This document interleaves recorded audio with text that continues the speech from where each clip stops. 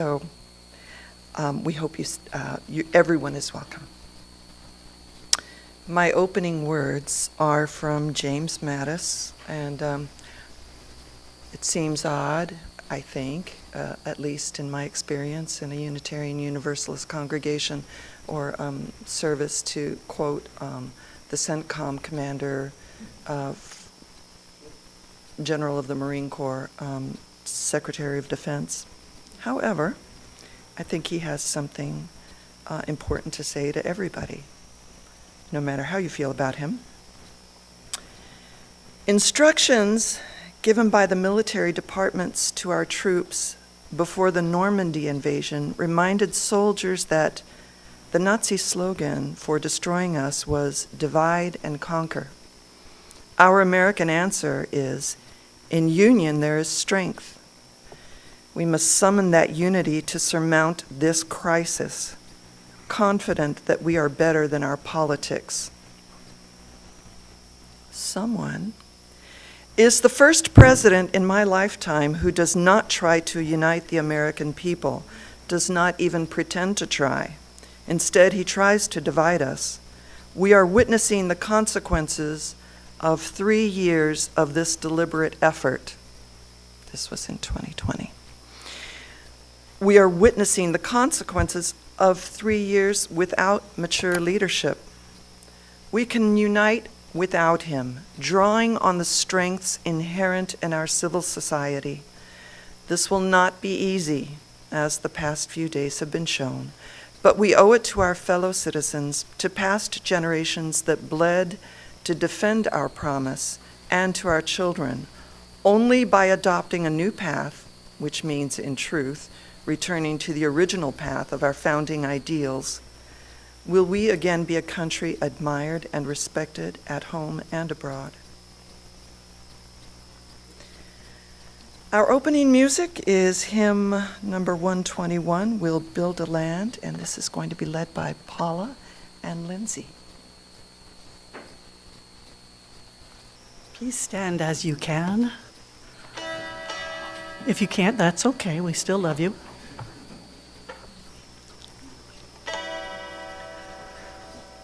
We'll build a land where we bind up the broken.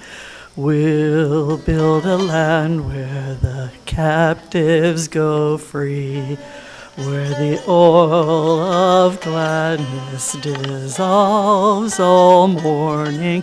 Oh, we'll build a promised land that can be. Come, build a land where sisters and brothers, anointed by God, may then create peace, where justice shall roll down like water, and peace like an ever-flowing stream. We'll build a land where we bring the good tidings, all the afflicted and all those who mourn, and we'll give them garlands instead of ashes. Oh, we'll build a land where peace is born.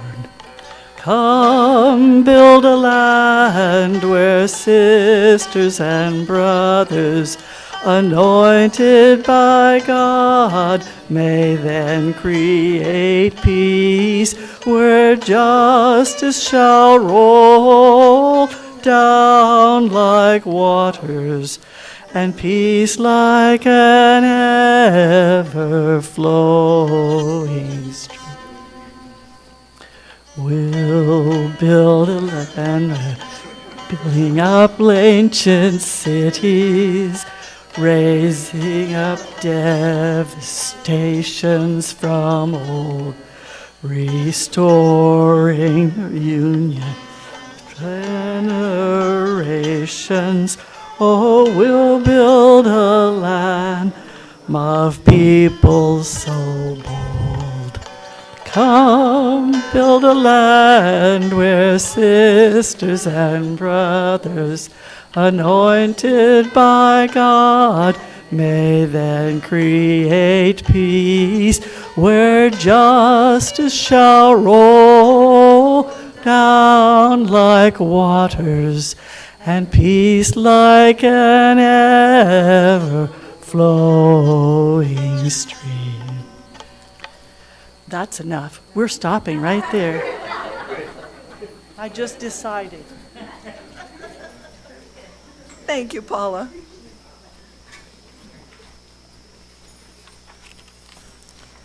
Today our chalice lighter is Alice. Alice is 9 years old. Her pronouns are she and her, and she is happy that it's summer. Oh, I'm getting kind of sweaty out there. There you go.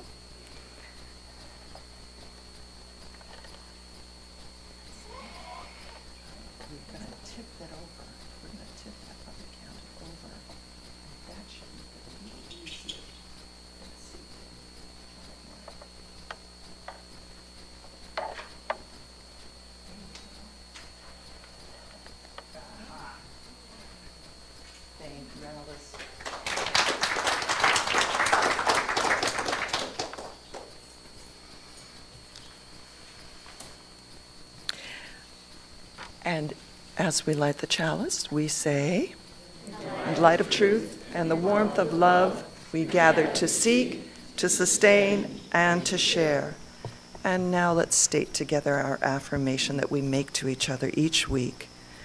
Love is the spirit of this church, and service is its gift. This is our great covenant, to dwell together in peace, to seek truth and love, and to help one another. A special welcome to any visitors here and online. We're always glad to see new faces. Oh, okay. If this is your first time here, come several times before to get a feel about what we are all about, because every week is different. We have speakers from academia, we have speakers from other churches, we have speakers from other religions, we have speakers from social service organizations throughout the state, and it's always an interesting and eye-opening experience, and I hope we're the right choice for you.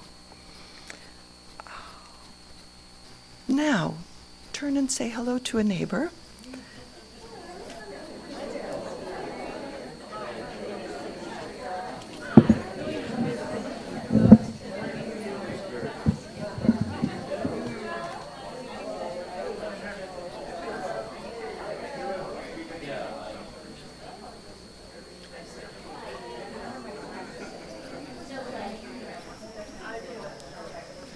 We'll have more time for this after services and after the wedding. It's time for joys and concerns. Remember, when you come up, if you have something to share, that this does go out on the internet for everyone to see for perpetuity.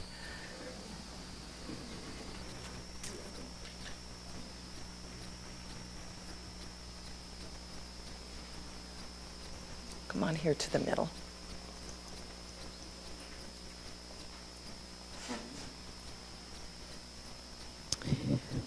I was employed to teach a summer camp course this last week, and it was at a small church. I'm going to cry, so bear with me. It was at a small church-sponsored school, and we had 2 of us teachers and 5 students per class. On Monday, 1 student showed up, and the principal and the pastor called the parents to find out where the children were. We waited. We showed up again on Tuesday. No one came. And it was at that point that the principal and the pastor told us that most of the people there are undocumented. Are what? Undocumented. And recently, 2 of the fathers had been picked up by ICE and deported. So the children and the remaining family members were scared to death to even come to church because I guess the ICE agents came into their church and took the fathers away. And so I say this because I wanted to share it, but also because we hear about these things happening, but until you're actually a part of it and you see it firsthand, you just cannot grasp how horrible this is. So there's a small little church whose name I will not name, and a group of students and parents who are terrified to go to church and terrified to go to school now.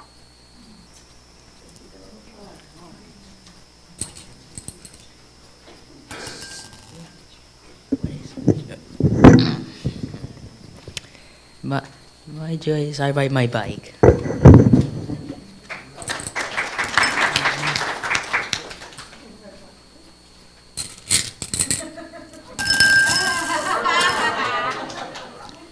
I got my house back.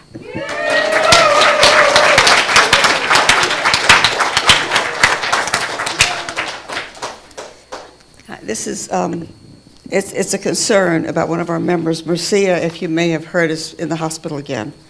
And I don't know any more than that or when she's going home or what, but she's in Winter Park Hospital right now. And a couple of weeks ago, I mentioned this basket over here that has blank cards in it. So if you want, just write a note to Marcia, just put her name on the front. I will address it, see that it gets stamped if you feel like doing that.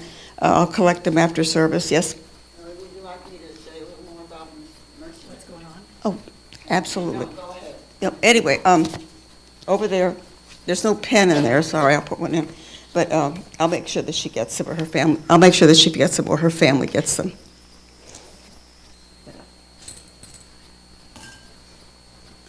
Okay, Mercy was not able, the medication she was taking for a medical issue she had wasn't working, just taking pills. So they put her in the hospital to do it intravenously. She doesn't know how much longer she'll have to be there, and she doesn't know whether she'll have to go to an assisted living when they dismiss her from the hospital, or whether she'll be well enough to go home. So that's sort of what I know. Thank you.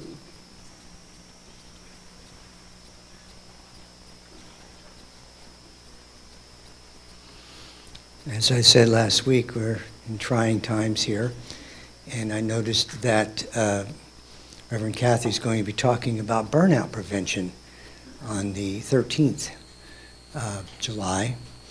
Well, I'm going to be leading a one-day mindfulness of breathing meditation retreat on the 12th.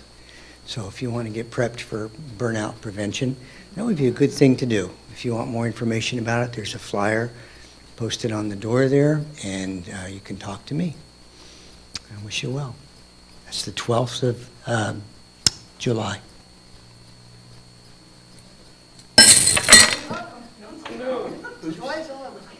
What does that mean? Especially stressful times. Stressful times, thank you, Peter. The joy is just spilling out everywhere. Yeah, that's right. I did not like that. My joy, that is, it's summer and Lindsay hair is pretty good. It's nice.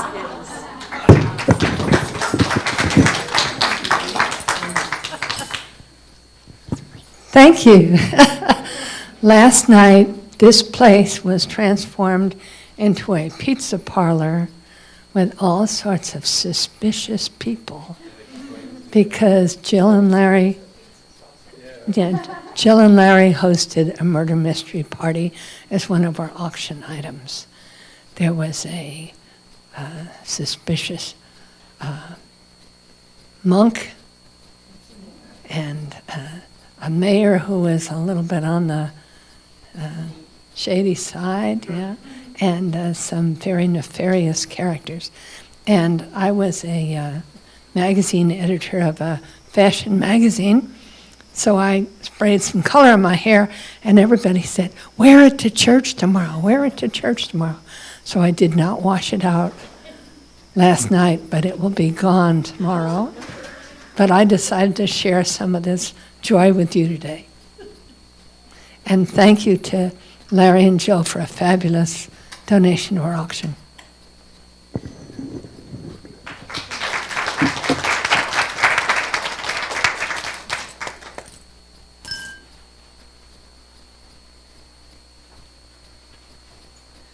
So, we go to the meditation group, and so this is what we do in the meditation group. Not really, but please notice red, white, and blue. So, and talk about cutting in at the nick of time.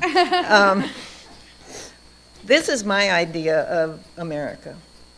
Openness, inclusion, support, loving, despite our differences. This is what America is about, and this is how I choose to celebrate it.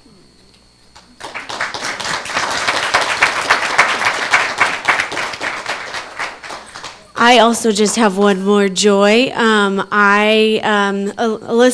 Caitlin, and I went to the murder mystery at the pizzeria last night. Jill Vita made homemade vegan cheese for us because she doesn't like the way vegan cheese tastes, so she made her own. And she made vegan tiramisu, vegan sorbet, vegan eggplant rollatini, and literally I was so bloated by the end of the night, you could have murdered me. So, and I would have died a very happy woman. We had so much fun. If they do it again next year, make sure you bid on it, because it was a hoot and a half. Everybody's costumes were amazing, and you will eat well.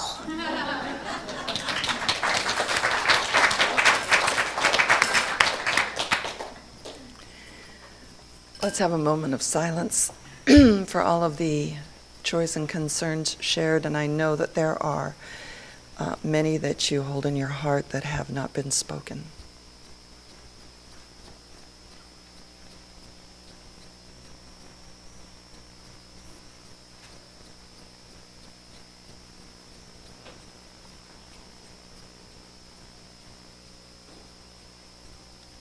It is time for all ages with Roberta.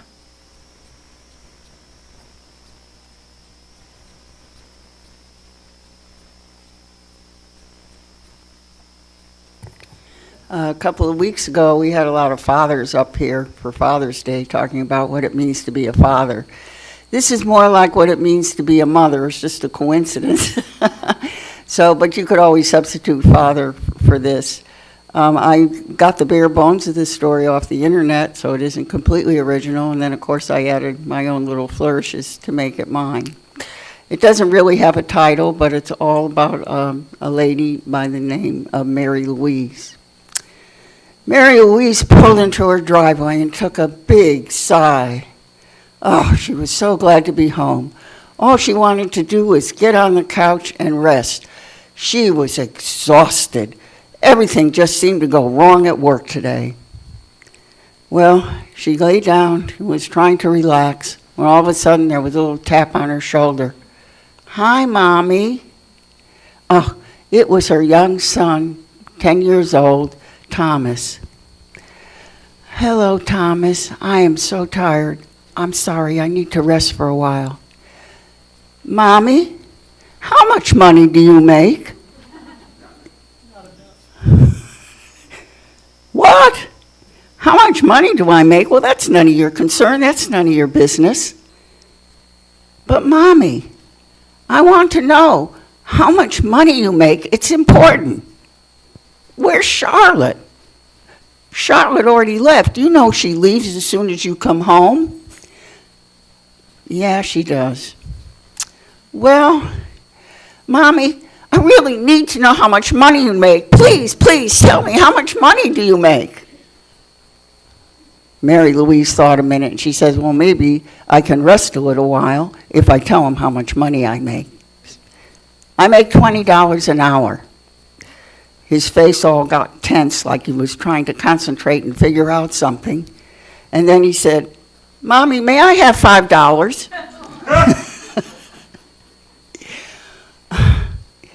$5, what? For a video game or some other silly thing for you to entertain yourself? Look, I have to be very careful with the little money I make to make sure we have a food and a house and clothes and the necessary things. I don't have extra money just to give you $5 whenever you want it. Just go to your room. Thomas went to his room. And Mary Louise, she was just laying there on the couch, and she couldn't relax because she felt like she was a little impatient. She didn't ask him what he wanted the money for. Maybe he wanted for something important. So she got up, she took $5 out of her wallet, and she went to his room.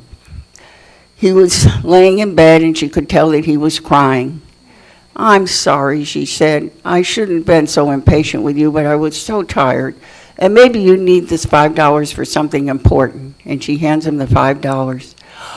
All of a sudden, his face beamed as bright as the Florida sun on a summer afternoon. And he reached under his pillow and he started pulling out all this money. "What? You have all this money and you want an extra $5? What is going on? Why do you need so much money?" And she got all angry again. He didn't pay any attention to her. He was smoothing out the dollar bills and counting the coins. And then he said, "Mommy, this is $20. I'm buying your last hour of work tomorrow so you can come home earlier and have dinner with me."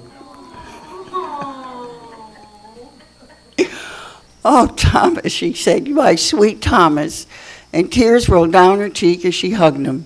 She did come home the next day or earlier, planned to do that, and promised that she would come home early on days that she could so that she could have dinner with him.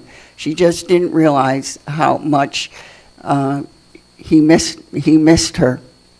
Well, as time went on, of course, she forgot about all the things that went wrong at the office. But for the rest of her life, she never remembered that one moment when Thomas put out his hand and said, "Mommy, here's $20. I want you to come home early tomorrow and have dinner with me."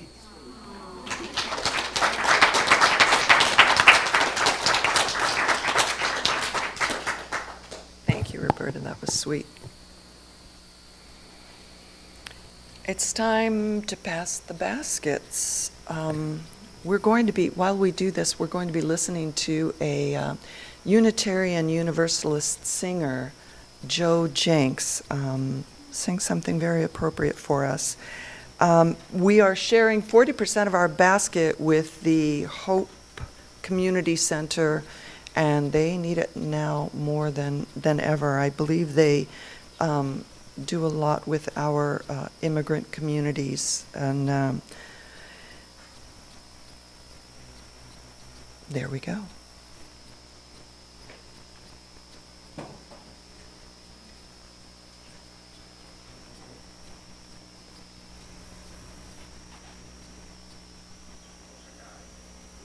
Joe Jenks, yes.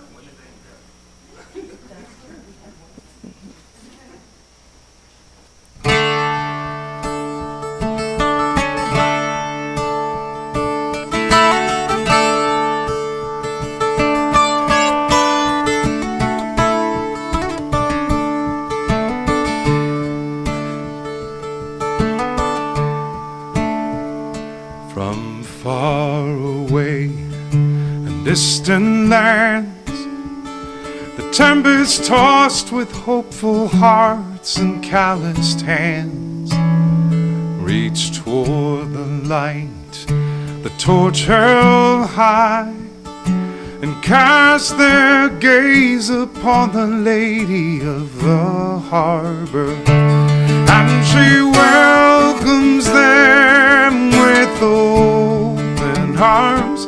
She says, "Let my children in. Shine on, shine on, oh you lady of the harbor."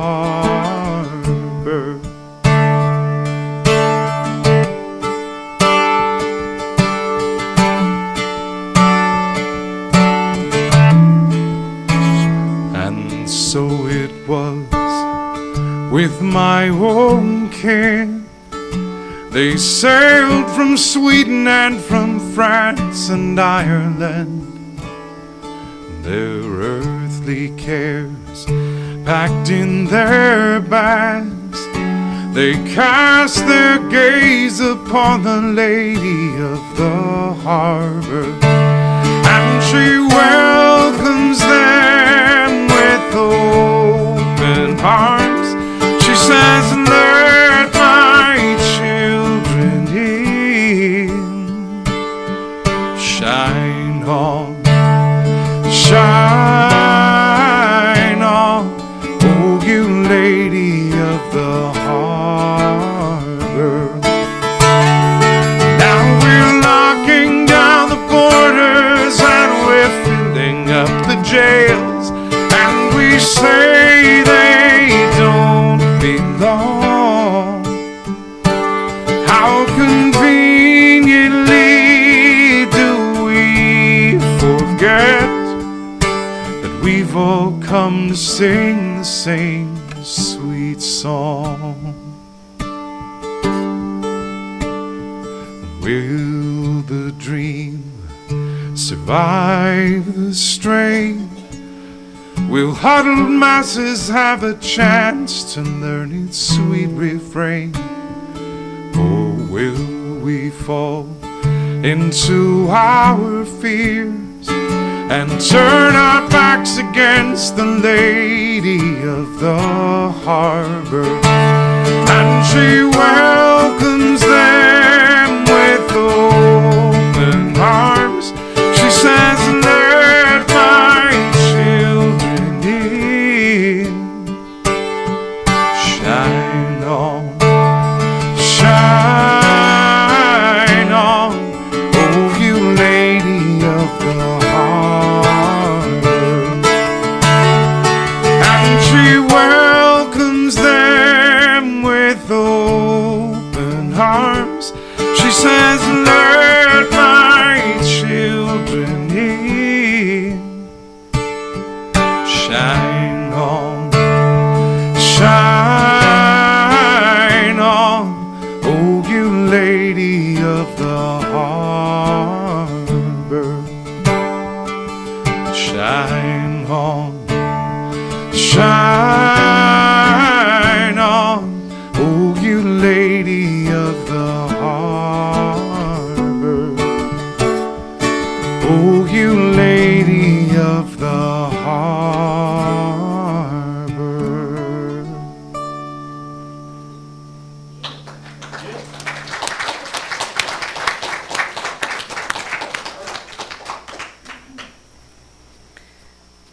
You know, I imagine a lot of you know something about your families coming here too. I was just thinking as we're listening to this, you know, he's talking about New York City, but a lot of our ancestors came into other ports, and I know mine were all welcomed. I think that might have something to do that my family's, we're all about pasty, same color as Joe Jenks there. Anyway. It is time to sing our children out. We love you and bless you and send you on your way. We love you and bless you today and every day. So welcome again to Pastor Coffin, a regular here that we always find inspirational, intelligent, and informative. I'm setting the bar high for you today. And we're so glad you're back with us to talk about what so many people have taken for granted, which is democracy.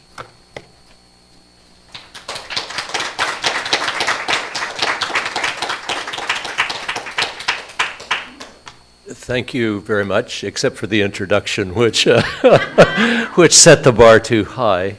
But it's always a pleasure to be with you. And just a little disclaimer before I begin, and that is that what I'm going to share with you is actually kind of a longer version of something that it will be coming out in the Orlando Sentinel sometime this week.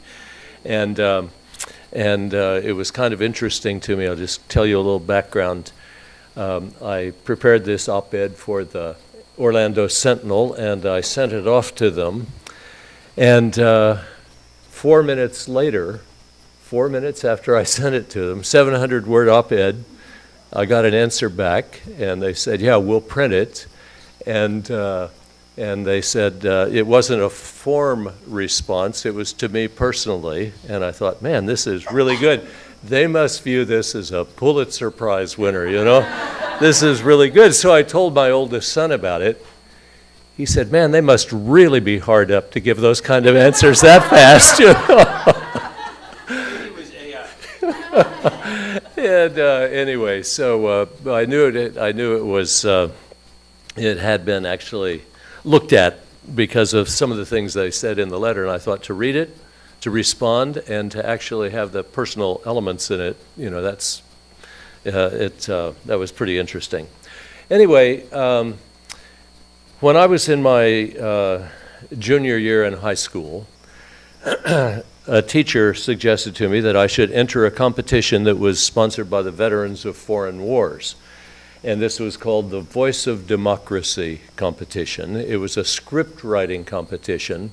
It involved both writing and speaking, and so I said, oh, okay, I'll do that. And then, of course, straight away forgot about doing it. And she saw me and she said, you know, tomorrow is the competition.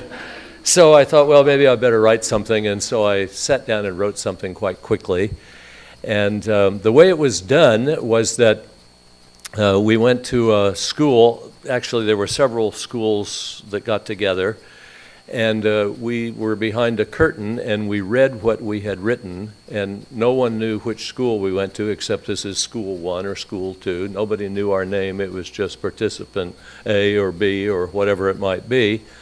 And then the judges listened to it, and I won for the school, and I won for the region, and then I won 4th in the state. And that kind of made me feel good, you know, like, oh, this is nice.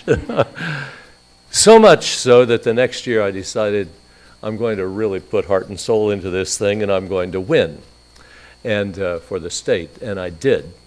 And this is for the state of Missouri, and I think there were about 3,100 students who entered that year, and so it was, you know, a pretty good competition.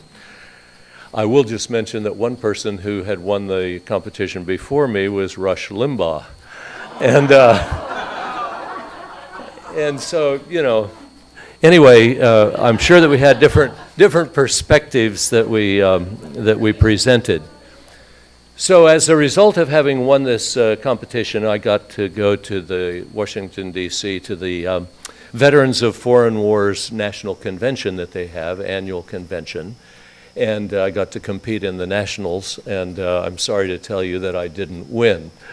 However, it was a very significant experience for me because the Veterans of Foreign Wars wanted to make sure that all of the 50 state winners who were there had a really good time, but they also wanted to make sure that it was a really educational time as well.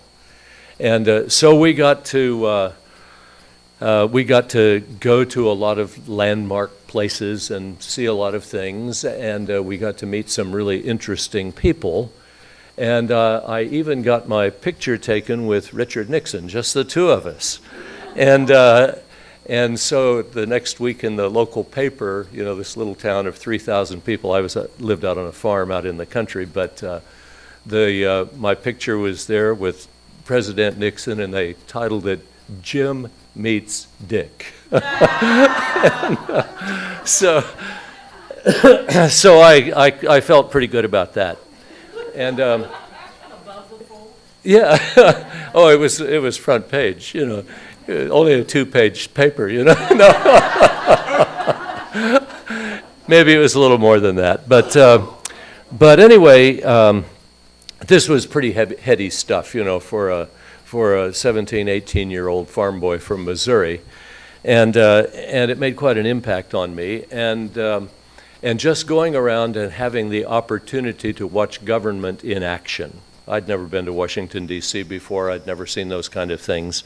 It impressed me quite significantly.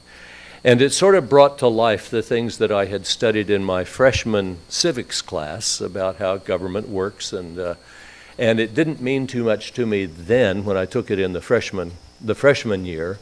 However, when I was there in Washington and actually sat in on, proceedings that were going on, I got to meet my representative. I even got my speech recorded in the congressional record.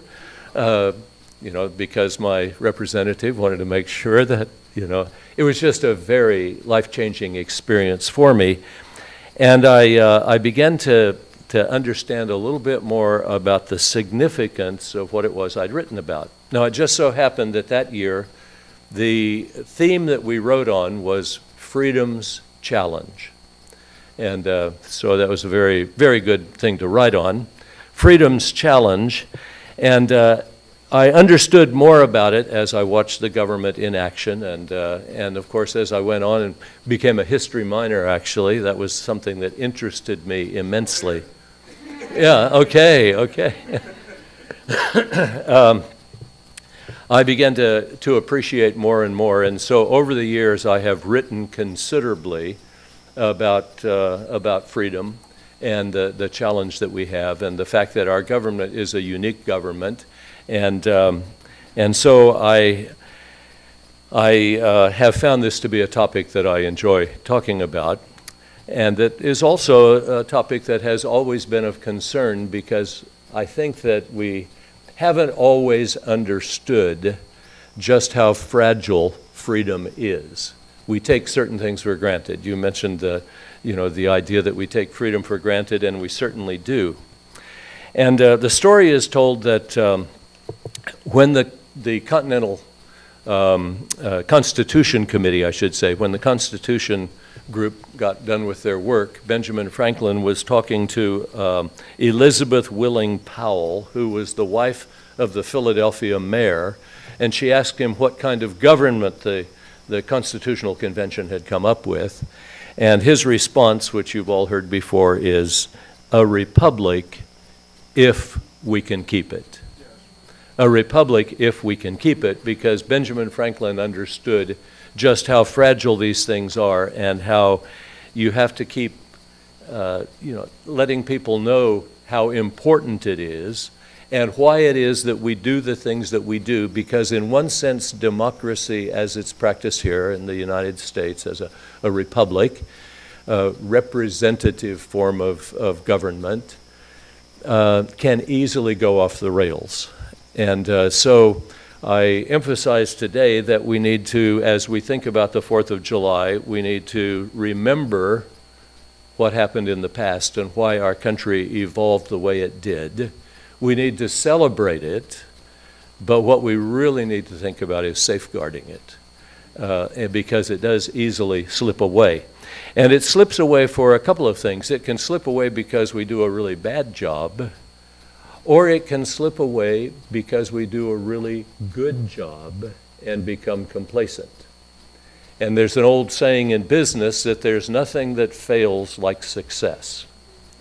And that's actually kind of true, because when you do well, you can sort of say, we're going to do well forever. And you can kind of get an inflated opinion of what it is that you're representative, what you're representing, what it is that you're doing. And therefore, no one has anything to teach you. We've got it all together. There's a text in the Bible that talks about being rich and increased with goods and have need of nothing. And that can easily become the attitude that permeates that we've got it made and we don't have to worry about it. Now, it's very important for us to realize that if we don't keep educating about why it is that we do it the way we do it, people will look at it and say, well, that's a crazy way to do it. I ghost wrote an article for someone.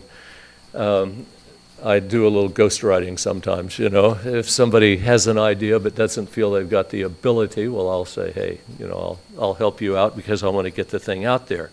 And it was on the Constitution. And the Constitution, in one sense, gives us a very inefficient form of government. Dictatorship is by far the most efficient kind of government if you have an efficient dictator, because you don't have checks and balances. You don't have to worry about all these things. You can just go straight ahead. But the thing that makes our government so good is because of this inbuilt inefficiency, which is a safeguard and an assurance that things don't get run over roughshod. And it's easy to lose sight of that. And particularly it's easy to lose sight of it when we're no longer holding civics classes because we think, oh, it's all, everybody knows anyway, and we take a really lackadaisical attitude toward it. And so I was fortunate enough that I had the civics class. I could compare the civics class to what I saw in Washington when I went there. I had that in the back of my mind as I've written things over the years about freedom. I had one other, perhaps, advantage, and that is that even though I'm white and typically in the majority, religiously I was in a minority that was different and weird, okay? Seventh-day Adventist, okay? Now, obviously, I didn't see myself as weird. It's just other people could see me as weird because minorities are always weird. We don't understand why the minority does what the minority does. And so as long as I'm being catered to in the majority, the world is fine. All's well with the world. But it's very easy to not realize how, even though it's working well for me, it's not working for the minority.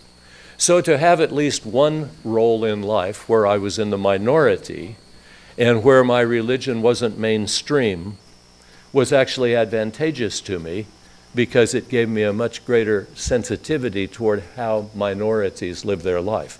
Now, let's not try to make me too wise, but at least a little inkling of insight.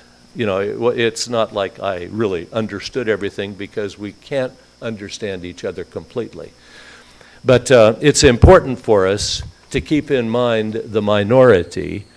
And so our visionary founders of this country wanted to make sure that we had majority rule but minority protection so that they weren't brushed aside and ignored. But we also need to keep in mind that this was a new thing in a new environment and it wasn't perfect. It was flawed from the beginning, and so we needed to continue working to make it more what it should be, and that's why our Constitution begins with the word "in order to form a more perfect union," okay? Because we didn't have it together. And there are aspects of our structure that were bad from the beginning, and we had to move forward.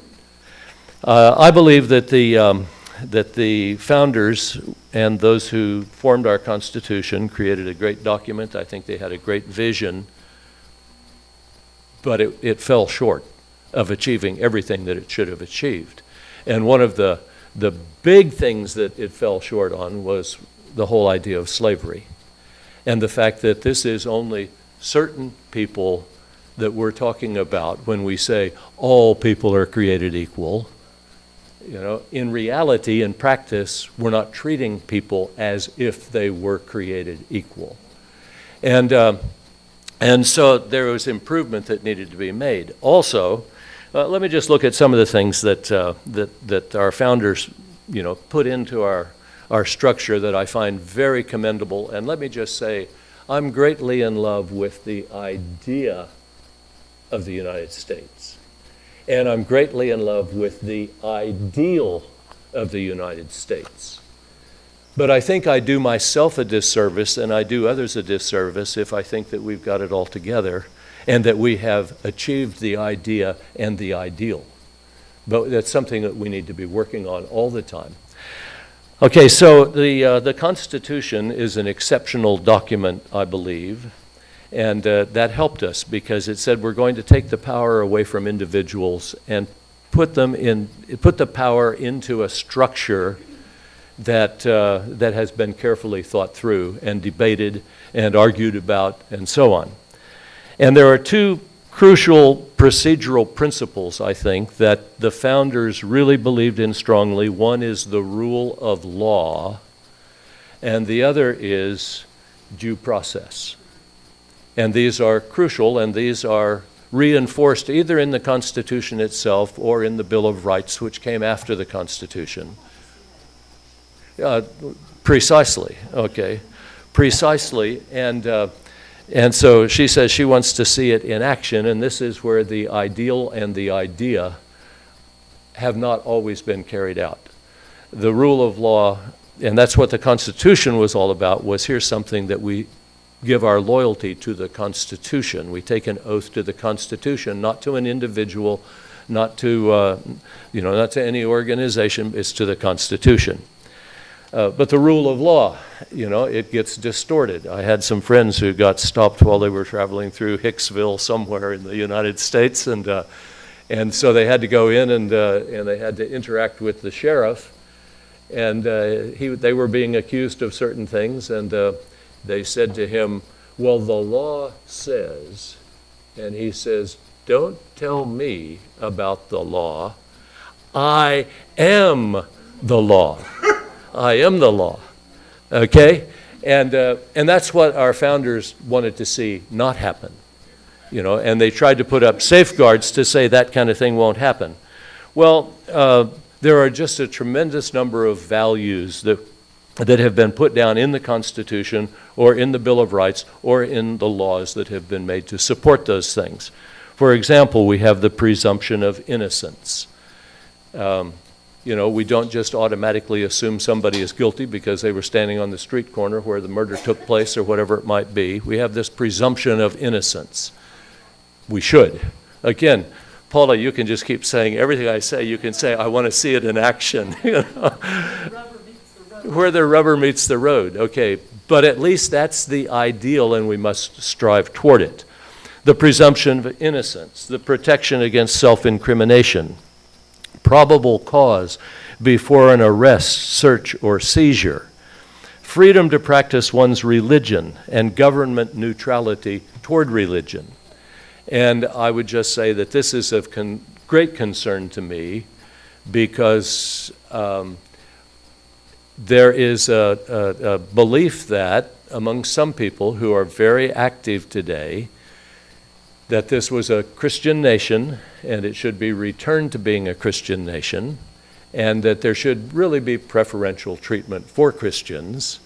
And if you don't fit the bill with the right kind of Christianity or some type of Christianity, there are certain things that you would find you're not eligible for in the same way. And so I think Christian nationalism is one of these great things we must be guarding against. And anyway, let's just go on a bit. So we have government neutrality toward religion. Well, that is disappearing, and there is government favoritism toward conservative Christianity, and that is highly problematic. Freedom to petition the government for redress of grievance, freedom for peaceful assembly, freedom of the press, freedom of speech, and then we have these systems of checks and balances to ensure that individuals and none of the three co-equal branches of government would wield inordinate power. And yeah, okay. So, yeah, okay, Paula will work on this. The interesting thing, of course, is that we didn't have an absolutely clean slate when we started out as a nation. We had 13 colonies that had received charters from Britain, and those 13 colonies had their own way of doing things. And 9 of those 13 colonies actually had an official religion. And all 13 of the 13 colonies had some preferential treatment for Christianity. Okay, there was something, even if it wasn't the official religion, there was some preferential treatment. Even Rhode Island, amazingly. And these varied. For example, in Pennsylvania, everybody was welcome in Pennsylvania. It was founded by the Quakers. I've got Quaker ancestry. I've talked to you about that before. And William Penn was a Quaker, and he wanted to see the Quakers who'd been persecuted in Britain. He wanted to see them have freedom of religion.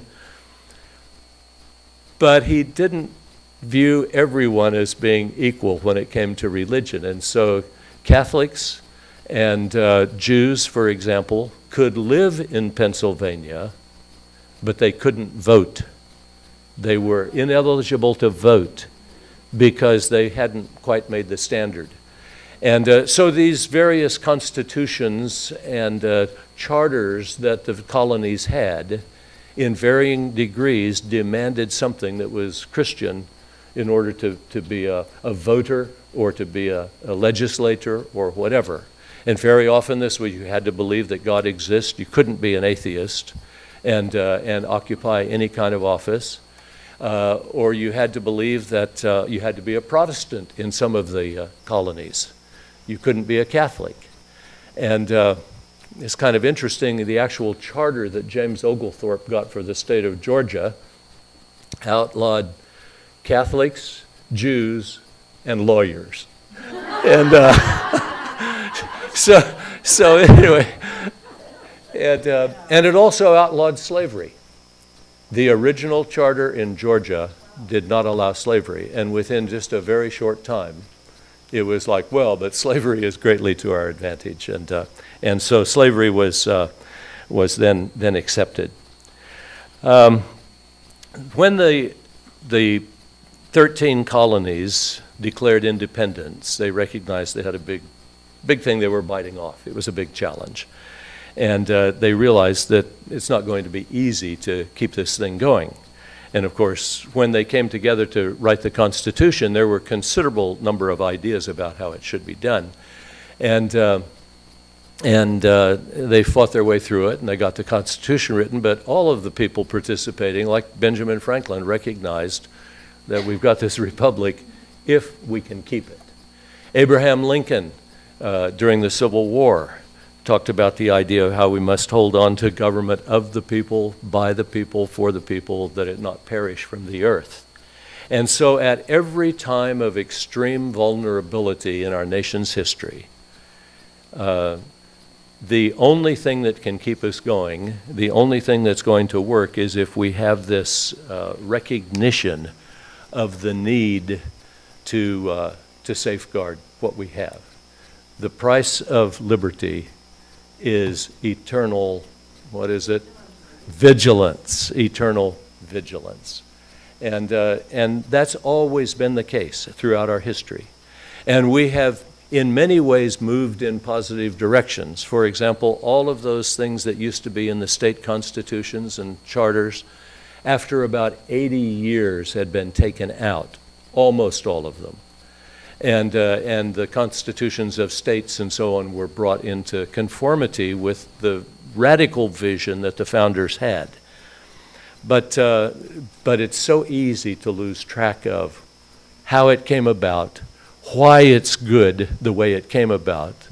The e pluribus unum concept, out of many, one. And that wasn't just out of 13 colonies, one. It was out of a diversity of people, one. And so Independence Day, and I'll shut up with this, Independence Day parades and fireworks and flag flying and patriotic songs and picnics in the park and backyard barbecues and pool parties, all of these things that are enjoyable for family and community are wonderful, and they're beneficial and they're necessary. But a knowledgeable, committed, and vigilant electorate is what ensures that the freedom that we love can be passed on to posterity. And that's the challenge that we face. That's the real challenge that freedom has posed to us from the day, July 4, 1776, when the Declaration of Independence was signed. Yeah. The second? Oh, okay. Okay. See, it's good to have a history major there too. It's good to have a history major there to correct you, you know. Thank you for that. Thank you. See, we get old and sloppy and we forget, so. Okay, so at every moment of extreme vulnerability, the real challenge, the real freedom's challenge is that we are unstintingly vigilant. And if there was ever a time that's true, it's right now. Thank you very much. It's been a pleasure to be here with you.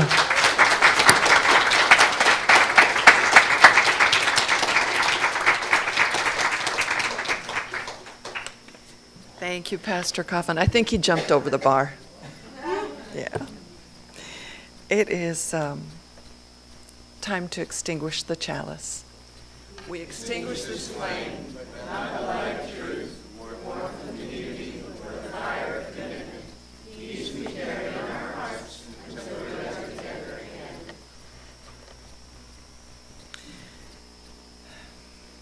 No one has ever said that I could sing.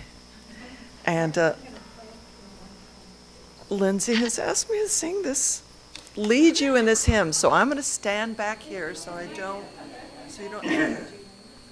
All right, go ahead, Lindsay. Lindsay's going to go ahead and play it through one time. Faith of the Larger Liberty.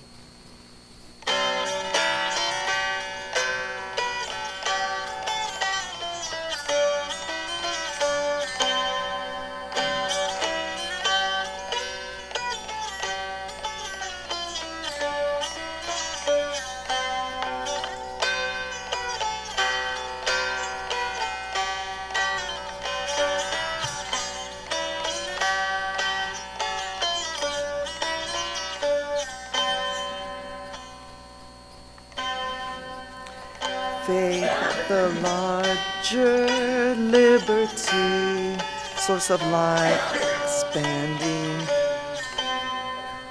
law of the church that is to be old bondage notwithstanding.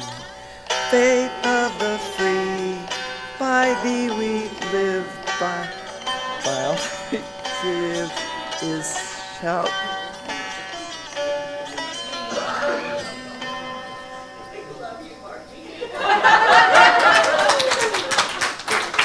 Thank you.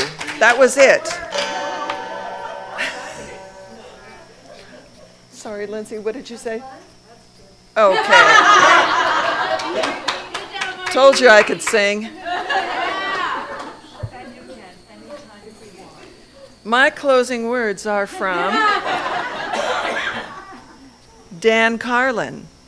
If you haven't ever listened to Dan Carlin, he's awesome. I think you can hear him on Spotify. He has a podcast, Hardcore History. He said, "My wish is for an America that matches the marketing material." Amen. May it be so, and please stay for our wedding ceremony. Thank you.